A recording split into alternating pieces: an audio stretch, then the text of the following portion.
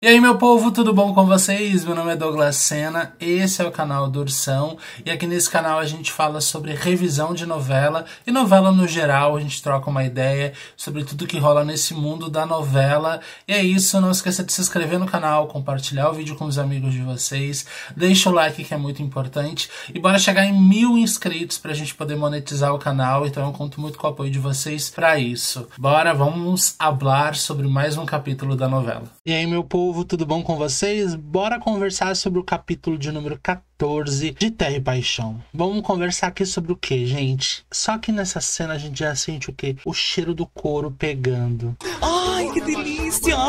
Aqui a gente vai falar da Marta, que ela trabalha na distribuidora, e a gente tá falando da professora, que nesse momento eu vou pedir desculpa que eu esqueci o nome, mas eu vou lembrar em algum momento, tá? Ela soltou da escola, tava indo embora tranquila, de repente o carro dela deu pau. A Marta tentou ajudar, mas falou pra ela que precisaria de um mecânico, porque realmente a situação é um pouquinho além do que ela poderia fazer. E ela acaba oferecendo uma carona pra professora pra levar ela até em casa, para que ela não pegue um ônibus ou qualquer outra coisa, né? E ela meio receosa, mas acaba aceitando, e ela acaba levando a professora até em casa. Ela leva a professora até em casa, conversam com o Jonatas, e eu senti um clima entre as duas aqui, e eu gosto desse clima, viu? Já torço por esse casal. E aqui o Jonatas pergunta o que aconteceu, e ela fala pro irmão que o carro pifou, e a Marta se ofereceu para trazer ela, e ele fala, mas você sabe, né? Tipo, querendo dizer o que os boatos que rolam sobre a Marta talvez ser lésbica. E esse povo gosta de falar, né? Oh, meu Deus.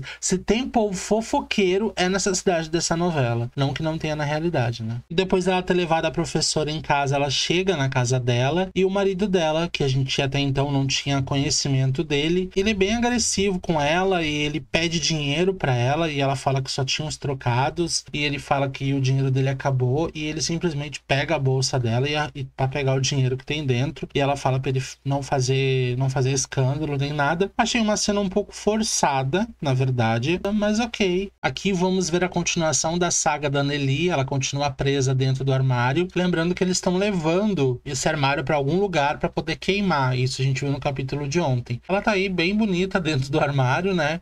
O carro realmente tá numa terra de chão batido, então obviamente vai sacolejar todinho, até o armário de fato cair, gente. O armário caiu, e só que ela deu muita sorte, porque talvez nessa mesma estrada, o italiano da Shopee tava vindo da fazenda dos La Selva com o carro da Petra, e ele cruza com ela no meio do caminho, e ele consegue, e é justamente o carro dele, junto com o carro do pessoal que tá vindo com o armário, acabam se cruzando, e é nesse momento que o armário dela acaba caindo no chão, e que sorte que foi ele, né? Depois o italiano da Shopee pergunta o que me aconteceu, que você estava fazendo dentro de um armário, ela tá toda quebrada, com dor na coluna. Eles saem do carro, e obviamente o namorado dela pergunta o que porra que aconteceu, que você tá toda dolorida, e você sumiu o dia inteiro, porque tava presa dentro de um armário, até explicar que o focinho de porco não é tomada, meu filho. Mas ele realmente é um namorado bem tranquilo, porque ele acabou entendendo, e realmente ela entra aqui toda dolorida, e tá todo mundo, meu Deus, não sei o que aconteceu. Obviamente ela não falou que ficou trancada dentro de um armário, ela só, sei lá o que ela inventou, que eu nem lembro, mas foi muito engraçada a cena, e a cara do Andrade, né, em relação a tudo isso, realmente foi uma cena engraçada. E Kevin e Ramiro combinaram de se encontrar na cerca, né, e se encontraram, mas não rolou nada além de farpas e zoação, que é o que normalmente acontece entre os dois. Eu achei que ia rolar alguma coisa, que o Ramiro talvez ia deixar um pouco mais óbvio a atração que ele tem pro Kevin, apesar de já estar um pouco óbvio, mas achei que ia deixar um pouco mais. Mas aqui um ficou zoando com o outro, e ficou nisso, e a gente achou que ia ter uma aproximação maior, um beijo, mas isso acabou não acontecendo. E a gente entra numa polêmica muito grande, que é o fato desse todo-poderoso da Globo, ele não tá autorizando beijos casais LGBT na história. Ele já proibiu 2 vezes na novela Vai na Fé. Houve um pedido dele pro Valcir pra cautela no desenvolvimento da história das 2 personagens que vão ser lésbicas, que a gente viu nesse capítulo, né? Isso vazou, a gente gente não tem como ter 100% de certeza, mas isso acabou vazando. Aí a gente entra numa questão muito grande, né? Por que então que a Globo aceita fazer esses personagens, autoriza os autores fazerem esses personagens para depois ficarem podando desse jeito, né? Agora vamos falar do momento justamente que finalizou o capítulo de ontem, que foi justamente esse confronto entre a Aline e o Antônio. Nesse momento, o Antônio tá chegando na empresa e a Aline esfrega basicamente na cara dele o documento que comprova as escrituras que ela tem acesso, às terras são dela. É um momento muito bom porque ele já percebeu que isso ele já não vai poder mais usar contra ela. Mas tem um grande porém aí, né? Porque ele vai tentar alguma outra artimanha, alguma outra coisa para tentar ferrar com a vida dela. Ela deixa muito claro que ela tá disposta a enfrentar ele e não tem medo. E eu gosto de protagonismo assim. Quem assiste os capítulos já não é a primeira vez que eu falo sobre isso. Eu amo protagonistas fortes, destemidas e que enfrentam o que tiver que enfrentar. E a Aline é assim. E eu gosto disso na protagonista. Na sequência, a gente tem esse momento dos dois irmãos caminhando, conversando. E mais uma vez, eles selam um pacto para dizer que essa situação toda de sucessor, de herança, isso não vai comprometer o amor que eles têm um pelo outro. E eles acabam fazendo um pacto de sangue em relação a isso. É uma cena bonita entre esses dois irmãos que, apesar de tudo contribuir para que eles acabem brigando, eles tentam manter a paz. Depois a gente tem mais um momento entre o Daniel e a Graça. A Graça mais uma vez insiste para que eles possam se casar, marcar a data desse casamento, mas o Daniel, ele tenta fugir sempre pela tangente. Até porque agora os sentimentos dele tá muito mais focado em toda essa situação familiar, mas também na Aline, né? Então ele não quer se casar com a Graça porque ele não tem mais sentimento por ela. E acho que ele não toma uma atitude em relação a isso. Não fala, eu não vou mais me casar com a Graça e ponto final por causa da mãe. E mais uma vez o pai dela, o Tadeu, está no site. Oh meu Deus, homem que gosta de gastar os pics dele nisso, né? A esposa dele entra na sala, ele rapidamente dá uma disfarçada e eles perguntam sobre o casamento e ela fala que a Graça tá tentando, mas ele não quer se casar. E a gente também vai descobrir mais pra frente que eles não estão com tanto dinheiro assim. A família do Tadeu, da Gladys e da Graça. Só que a Graça ainda não sabe disso. Então, muito provavelmente os pais querem que a Graça se case com o Daniel porque é certeza que a família vai ter dinheiro, né? E eu sinto também que existe uma grande diferença entre a Aline e a Graça, principalmente pro próprio Daniel. Que o Daniel, ele tenta desabafar com a Graça, ele tenta falar o que ele tá sentindo, e a Graça, ela tem uma visão muito diferente da Aline. Enquanto a Aline fala pra ele seguir o coração, pensar no irmão, pensar que todo mundo pode ser feliz se souber dividir as coisas, ela não, ele tá pensando em abrir mão da sucessão, entregar pro irmão,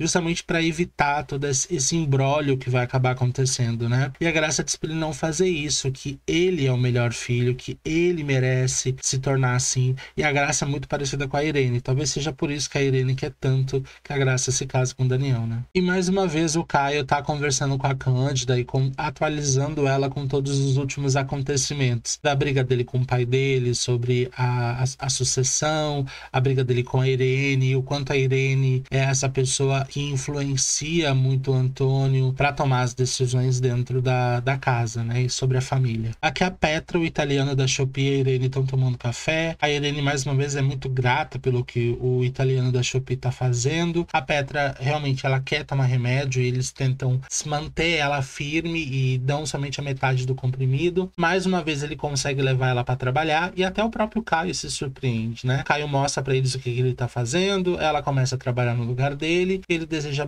boa sorte para ela, mas ele vê que ela não tá bem, assim, fisicamente, psicologicamente, na verdade, ela não tá bem, dá pra ver que ela tá bem abalada. O Caio aproveita, então, que ela tá ali, ele vai lá com o pai dele e com o Daniel, acaba rolando uma discussão, aí o Daniel fala que vai abrir mão da sucessão para evitar isso, mais uma vez na frente do pai, e o pai fala para ele não fazer isso. E é difícil, né, cara, é difícil a pessoa não ter controle sobre as próprias decisões, porque a família, parece que a família quer ter o controle maior da vida dele do que ele mesmo, sabe? E chega a dar uma raiva isso, muita raiva, na verdade. E aqui a Cândida, talvez numa tentativa de ajudar o Caio mais uma vez, ela pede pra Luana Luana o telefone emprestado, liga lá pra casa da Irene e fala com a Angelina e pede pra Angelina dar o recado pra Irene que quer conversar com ela. Só que a Irene não tá na mansão, a Irene tá na boutique da Graça. Então ela manda a Luana ir até a boutique da Graça dar esse recado pessoalmente pra Irene. A Luana chega lá na boutique, mas obviamente que dentro da boutique, mais uma vez, a Irene e a Graça estão conversando sobre o casamento, o que a Graça precisa fazer para conseguir fazer com que o Daniel case com ela, o golpe da barriga, que é clássico, né? Mas ele ainda tá aqui, né? Tá mostrando que ainda tá firme e forte na trama. A Irene, depois de conversar e mais uma vez influenciar a Graça a de fato dar esse golpe da barriga, ela encontra a Luana, dá o recado que a Cândida quer falar com ela. É uma cena bem preconceituosa, porque a Irene é muito transfóbica com a Luana, isso é muito nítido na história. A Irene entra, vai até o quarto da Cândida, e a Cândida ela vai direto ao ponto. Ela deixa muito claro que ela tem segredos da Irene e que se ela continuar prejudicando o Caio, ela vai contar para os filhos dela um segredo que ela tem. Ela inclusive deixa muito claro que ela já contou pro Caio um dos segredos, mas não o principal. É justamente o fato da Irene ter sido garota de programa quando ela era mais nova, e foi dessa forma que o Antônio conheceu ela. E termina quando a Irene, num momento de raiva, acaba tentando sufocar a Cândida para matar ela, justamente para deixar muito claro, se você vai abrir a tua boca para contar os meus segredos, eu vou te matar antes. E termina justamente nesse momento que ela tá sufocando a Cândida. Eita, meu povo, eu acho que a trama, ela tá demorando um pouquinho para se desenvolver, mas acho que nesses últimos capítulos até que ela tá dando uma avançada bastante interessante. Deixa aqui nos comentários a opinião de vocês. Beijo no coração e até o próximo episódio de Terra e Paixão.